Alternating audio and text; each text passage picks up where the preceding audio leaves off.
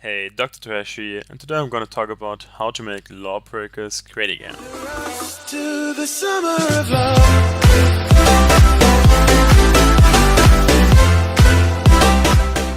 This video is supposed to carry on from my last video, where I talked about why Lawbreakers is struggling so hard with player numbers, so please check it out because, well, I wanna get more views I guess. But anyway, back to today's topic, which is how to make Lawbreakers great again, and no, it's not through fucking up the health and welfare system, or for building a wall at the Mexican border, or nearly starting World War III with this fat little Asian child. No, not that one. Yeah, that's the one I meant. No, it's actually way more complicated. In order to simplify this a bit more, I will divide this video into two parts. In the first part, I'm going to talk about the necessary changes to increase the player numbers and the popularity of the game, set in the near future the queuing times hopefully doesn't last an eternity in a day. In the second part, I will talk about how to improve the gameplay, like nerfing Wave's Wasp melee attack hitbox, so that it's no longer the most triggering ability in the whole game, with a hitbox that goes to the moon and back. So let's start with part 1 and the easiest way of making a game more attractive to new players through lowering the price tag, or even make it free to play. Personally, I never thought that $30 were the reason the game failed at its launch, but it surely won't hurt the popularity and would help to compete with other free-to-play hero shooters like Paladins or Team Fortress 2. Examples like Evolve or Battleborn have shown that the change to free-to-play means a short boost in player numbers, but ultimately can't be the long-term solution to fix or whitewash the big issues in the game. Personally, I still think that a lot of people would give this game a chance when there would be no price tag anymore on it, so it is definitely worth a try and a far better option than just letting the game die. Of course, a change to free-to-play would raise the question what happens to the people that bought the game for the original price tag, and I personally think this could have two outcomes.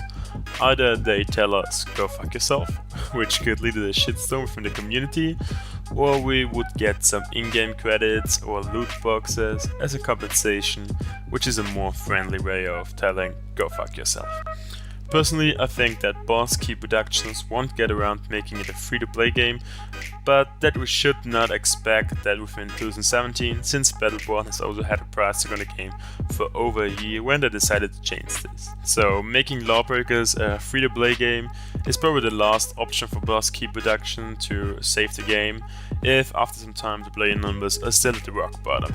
Another way of improving the game is by making the gameplay experience better. And one of the biggest problems that people have with the game in general is the lack of variety due to similar game modes.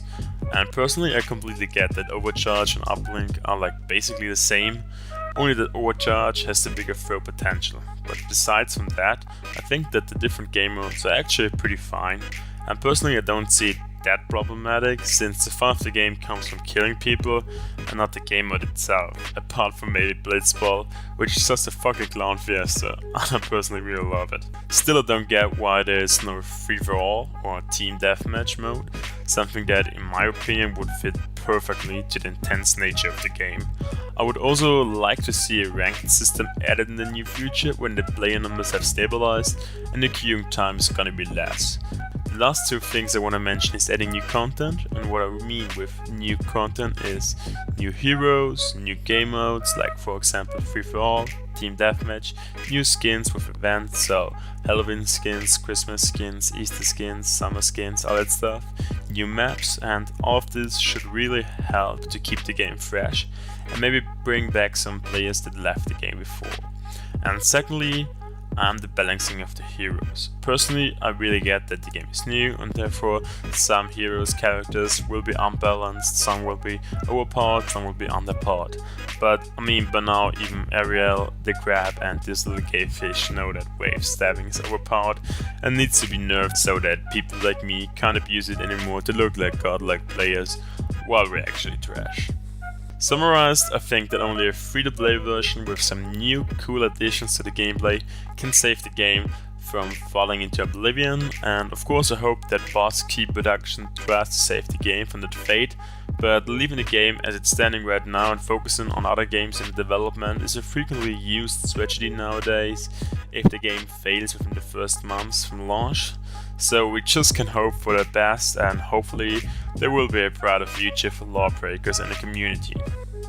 So that's it for me for today. I hope you liked the video, and if you did so, make sure you leave a like or subscribe to my channel. If not, well, then probably you're not an humorless idiot like I am, but nowadays it seems that being a humorless idiot with shitty content is quite successful on YouTube. But anyway, thanks for watching, and I hope to see you next time. Goodbye.